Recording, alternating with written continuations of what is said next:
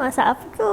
Jom hari ni kita buat kuih tradisional Melayu iaitu kuih koci. Yang teksturnya lembut dan rasa manis-masin yang berlemak mesti ramai suka. Semua mula untuk dough dia kita masukkan 1 cawan tepung pulut, air sikit demi sikit sambil kita uli. Jangan masukkan terlebih, kalau tak nanti puas kita nak adjust bila dough tu lembik. Agak-agak je. Bila dough dia tak melekat, kira okey dah tu. Sementara tu kita ambil inti kelapa kita dan kita buatkan bulat. Nanti senang kita nak buat kuih nanti. Untuk resipi penuh boleh tengok video sebelum ni. Ambil dough tadi dan kita lepaskan macam ni. Ambil inti kelapa dan kita tutupkan elok dengan dough supaya tak bocor masa kita masak. Lepas tu kita boleh gentingkan jadi bulat macam saya buat ni. Untuk dough ni boleh juga kalau korang nak buat air pandan. Yang ni saya gantikan air biasa dengan air pandan. Bila makan tu terasalah pandan tu dan aroma dia. Bila dah siap letak inti semua, bolehlah kita rebus. Masakkan air sampai mendidih. Lepas tu kita rebuskan kuih kita ni sampai masak. Bila dah timbul macam ni, bolehlah kita angkat dan toastkan. Sementara tu, jom kita buat kuah santan dia. Masukkan santan dalam 2 cawan. Perasakan dengan garam secukup rasa. 2 sudu besar tepung beras. Kita kacaukan sampai sebati. Bila dah sebati, barulah kita buka api. Masakkan dengan api yang perlahan sampai dapat tekstur yang pekat. Dah ada bubble manas macam tu, boleh kita tutup api. Lepas tu kita masukkan kuih yang kita rebus tadi, kacaukan sampai ia bersalur elok dengan kuah santan.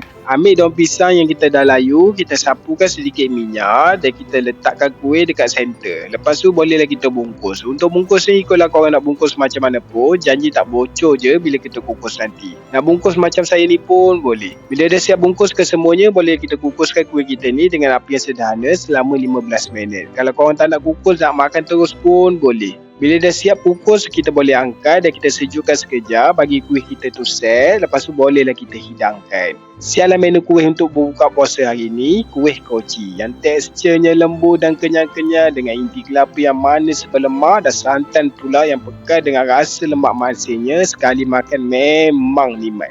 Ni makan satu confirm tak cukup. Nampak macam susah tapi sebenarnya mudah je kita nak buat dekat rumah. Bahan pun senang je kita nak cari. Refer je resepi dekat description, mesti jadi buat. Untuk lebih lagi banyak resepi boleh follow, like dan komen. Jom makan.